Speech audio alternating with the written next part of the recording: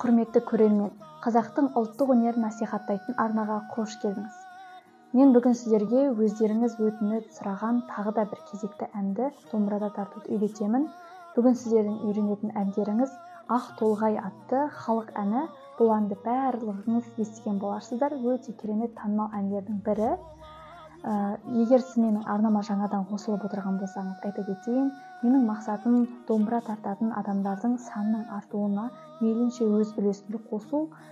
Бұл мақсатқа сіз де өз үлесіңізді қоса аласыз. Ол үшін менің видео сабақтарымда домбыра тартуды үйренгісі келетін достарыңыз, таныстарыңыз болса, бірге бөлісіп тарата отырыңыз. Өзіңіз де менің арнама тіркеліп, лайк басып, комментарий жазып, қазақша контентті қолдауды ұмытпаңыз.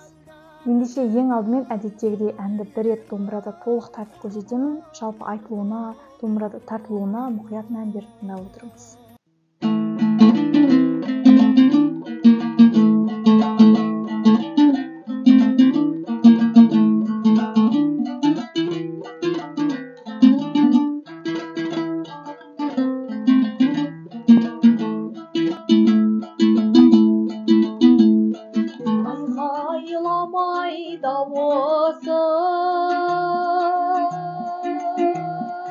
Ашылмайда ай, жолай жұпар қалампыр, шашылғандай ақ толғай. Жолай жұпар қалампыр, шашылғанмен ай, күнде бұлай басымыз қосылмайдау ақ толғай. Барайын десем жер шалғай, бармайын десем ел қандай, әл дәрменім құриды, құр боларды көп ойлай. Барайын десем жер шалғай, бармайын десем ел қандай, әл дәрменім құриды, құр боларды көп ойлай. Арғы жағы ертісті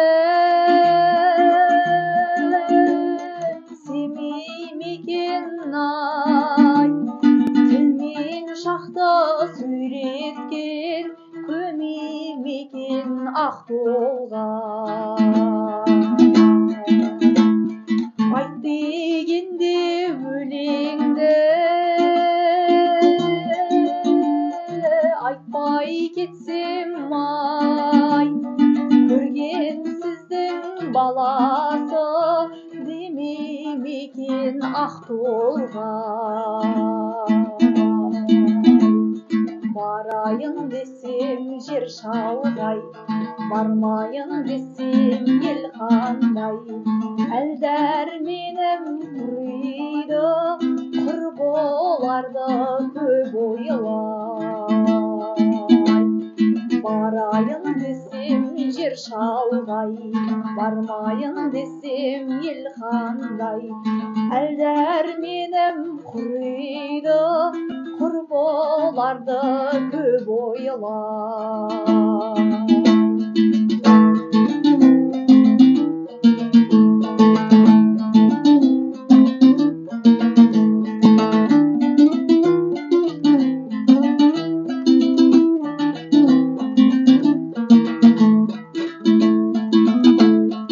Барайын десем жер шалғай, бармайын десем ел қандай, әл дәрменім құриды, құр боларды көп ойлай. Барайын десем жер шалғай, бармайын десем ел қандай, әл дәрменім құриды, құр боларды көп ойлай. Барайын десем жер шалғай, бармайын десем ел қандай, әл дәрменім құриды, құр боларды көп ойлай. Әл-дәрменім құриды, құр боларды көп ойлай.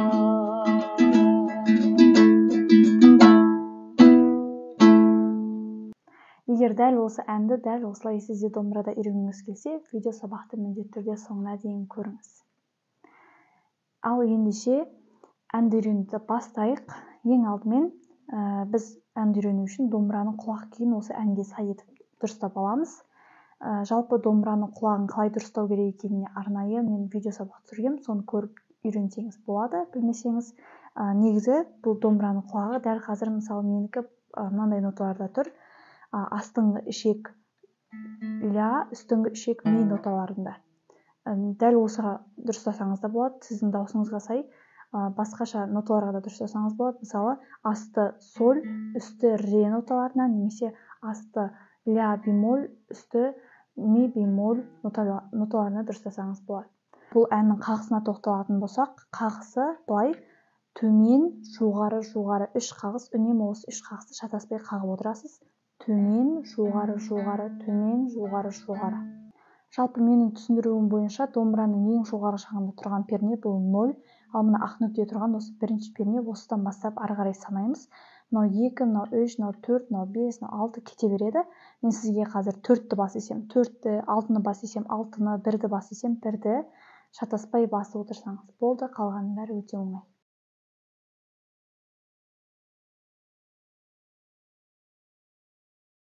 Алғашқы шумағында 4 қатар бар жалпы, соның 2 қатарын үйренсеңіз, қалған екеуі қайталау болады. Бірінші шумағының бірінші қатарының сөзі былай: айқайламай дауысым ашылмайды. Мұқият қарап отырыңыз. Ең алдымен айқай деген сөзді біз 4-ші пернені бірінші саусақпен ұстап тұрып, 2 қағыс қағып айтамыз. Айқа. Келесі ай деген буынды айтатын кезде 6-ші пернені ұстаймыз, бірінші саусақпен 1 қағыс. Ай. Лама деген буындарды айтатын кезде 7-ші пернені ұстаймыз, 2-ші саусақпен осы жерде тұрып 2 қағыс қағамыз. Лама. Ай деген буынды тағы да 6-ші пернені 1-ші саусақпен ұстап тұрып айтамыз. Бас бармақ 7-нің жоғары жағында осылай тұра берсе болады. Ай. Келесі да, в деген буындарды айтатын кезде 4-ші пернені ұстаймыз, 1-ші саусақпен 3 қағыс қағамыз, 2 қағыс қағамыз осы жерде. Да, в. Сың деген буынды айтатын кезде 7-ші пернені 2-ші саусақпен ұстап тұрып, төмен, жоғары, жоғары 3 қағысымызды 2 рет қағамыз, сонда жалпы 6 қағыс қағамыз.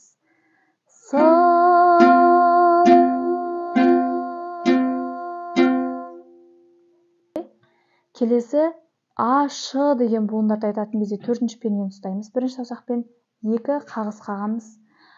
Ашы. Ыл деген буынды 6-ші пернені ұстап тұрып айтамыз. 6-ші пернені 1-ші саусақпен ұстадым. Ыл.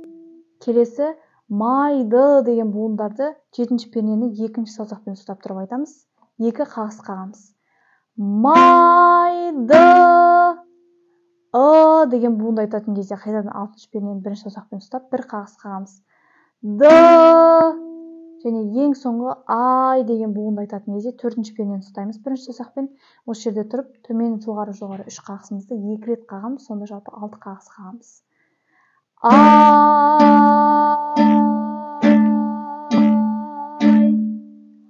Жалпы осылай айқайламай дауысым ашылмайды деген сөздерді осымен домбыраға салдық. Мұқият қараңыз.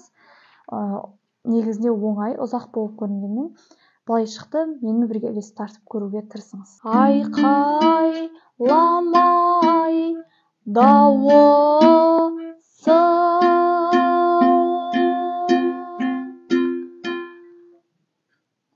ашылмайды.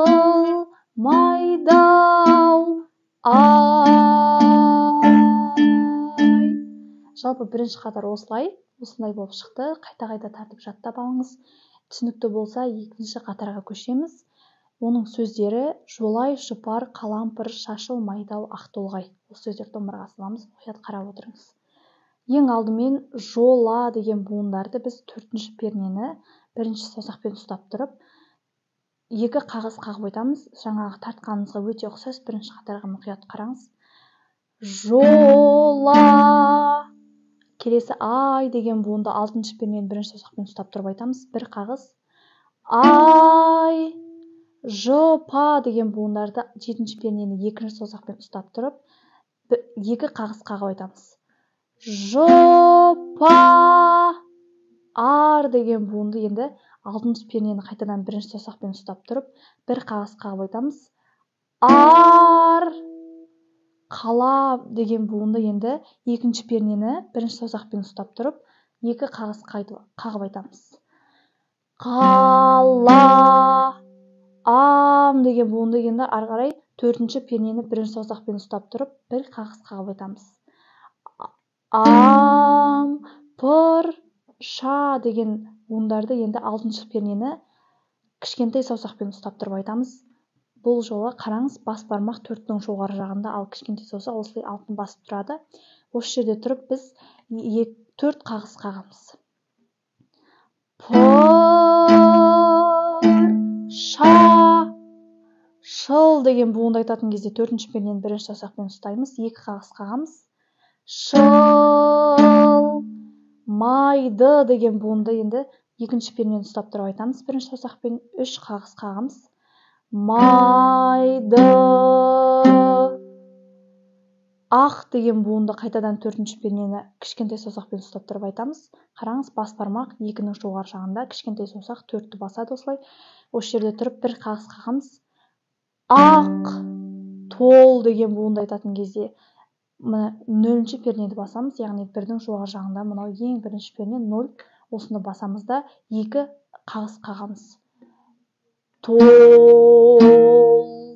Ең соңғы ғай деген буынды айтатын кезде ешқандай пернені баспаймыз. Ашық 6 қағыс қағамыз, төмен жоғары 3 қағысымызды 2 рет қағамыз. Ғай. Осылай. Жалпы мінекей, осымен екінші қатарды толық үйреніп алдыңыз. Мұқият болсаңыз, бірінші қатарға өте қатты ұқсас, бас жағы бірге тартып көрейік. Жалпы былай шығу керек екінші қатар. Жолай жопар қалам пыр шашыл майды ақ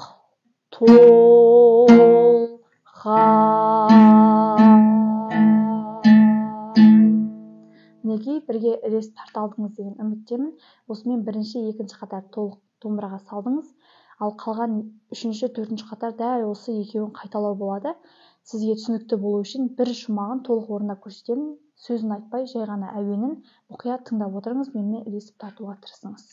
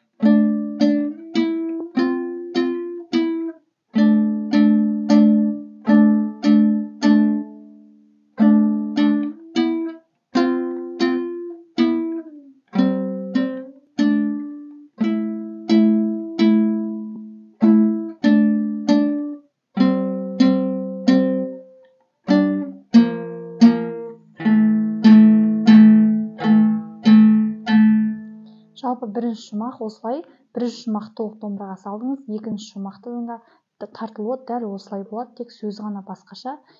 дұрыстап айту үшін жаңа мен толық домбырада ойнап көрсеткен әнді сол кезде қайта тыңдап дұрыстап ойнап үйренесіз. Бірінші және екінші қатар осымен аяқталды. Әп сәтте әннің ортасына да келіп жеттік. Есіңізге сала кетейін, менің арнама әлі де тіркелмеген болсаңыз, ұмытпай тұрып дәл қазір тіркеліп алыңыз. Келесі кезекте қандай әндерді үйретейін, өзіңіздің пікіріңізді, үйренгіңіз келетін әндерді комментарий бөліміне жаза кетіңіз. Жалпы бірінші шумақ, екінші шумақ аяқталды. Тек қайырмасын үйренсек болды. Қайырма тіптен шумағына қарағанда өте оңай. Мұқият қарап тыңдап отырыңыз. Барайын десем жер шалғай, осы сөзді домбыраға саламыз. Мұқият қарап отырыңыз. Ең алдымен бара деген сөзді біз ашық екі қағыс қағып айтамыз. Ешқандай пернені баспай. Барайын деген сөзді айтатын кезде төртті ұстаймыз бірінші саусақпен, бір қағыс. Йын десем деген сөзді екінші пернені бірінші саусақпен ұстап екі қағыс қағып айтамыз. Үш қағыс қағып айтамыз, төмен жоғары. Десем жер деген буынды айтатын кезде төртінші пернені кішкентай саусақпен ұстаймыз. Қараңыз, бас бармақ жаңағы екінің жоғары жағынан жылжыған жоқ. Енді осы жерде тұрып бір қағыс қағамыз.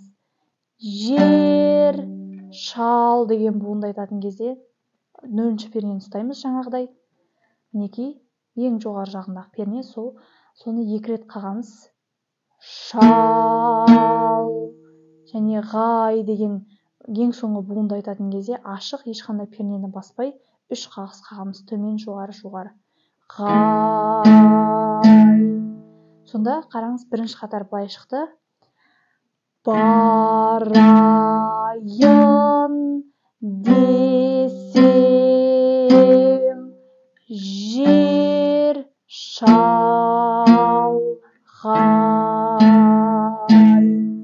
Енді екінші қатар бармайын десем ел қандай. Бұл сөздер дәл қазір ойнаған осы бірінші қатардың әуеніне сала саламыз. Сөзі ғана басқаша, сонда былай болады. Бармайын десем ел қандай.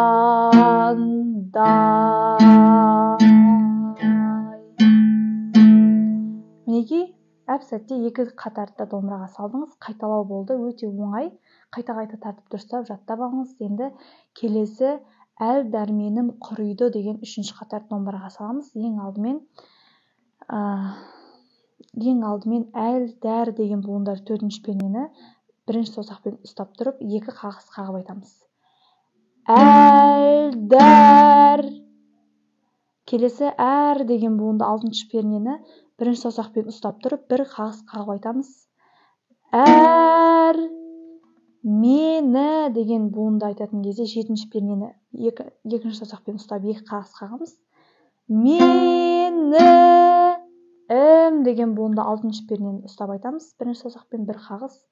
Құри деген буынды екінші пернені бірінші саусақпен екі қағыс қағып айтамыз. Құри. И деген буынды төртінші пернені бірінші саусақпен бір қағыс қағып айтамыз. И. Және үшінші қатардың ең соңғы буыны д деген буынды айтатын кезде алтыншы пернені кішкентай саусақпен ұстаймыз. Қараңыз, бас бармақ төрттің жоғары жағында тұр. Осы жерде тұрып біз үш қағыс қағамыз. Д. Осымен біздің үшінші қатар аяқталды. Бірге тартып көрейік, мұқият қараңыз, былай шығу керек. Әл дәр менім құриды.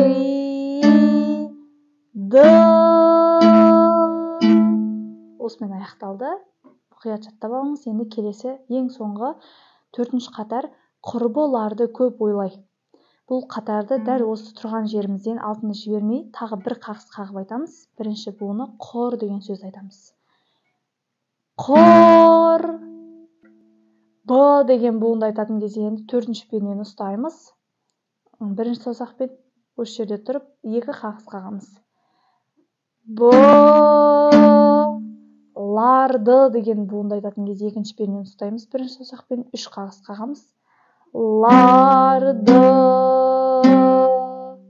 Келесі көп деген сөзді айтатын кезде төртінші пернені ұстаймыз кішкентай саусақпен, бас бармақ екінің жоғары жағында осылай тұрады, 1 қағыс қағамыз. Көп. Ой деген буынды айтатын кезде нөлінші пернені ұстаймыз жаңағыдай, 2 қағыс. Ой. Және ең соңғы лай деген буынды айтатын кезде біз ашық ешқандай пернені баспай төмен жоғары 3 қағысымызды 2 рет ойнаймыз, сонда жалпы 6 қағыс қағамыз.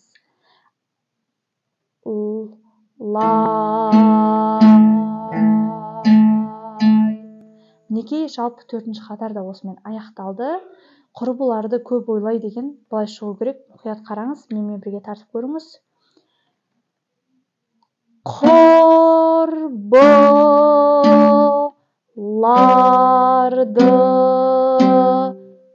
көп ойлай.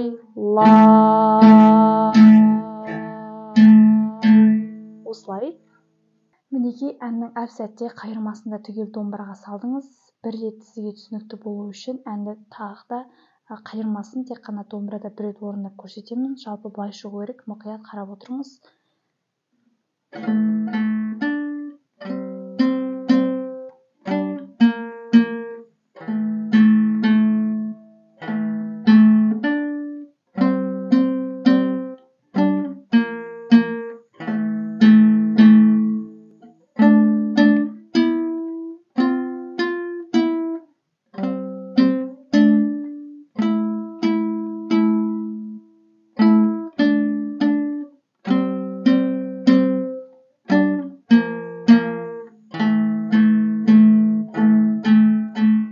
Жалпы мінекей әннің қайырмасы да осымен аяқталды. Құттықтаймын, сіз әннің қайырмасын да, шумағын да, жалпы толық әнді домбырада шығарып үйрендіңіз. Әнді домбырада толық үйрене алдыңыз деген үміттемін. Видео сабақты соңына дейін көргеніңіз үшін рахмет. Ұнаса лайк басып пікір жазуды ұмытпаңыз. Келесіде қандай әндерді үйретсем болады, өзіңіз үйренгіңіз келетін, домбырада тартқыңыз келетін әндер болса, комментарий бөліміне жаза кетіңіз. Қазақша контентті қолдап, арнаға тіркеліп, видеоны достарыңызбен бөлісуді ұмытпаңыз. Келесі видеода кездескенше сау болыңыз.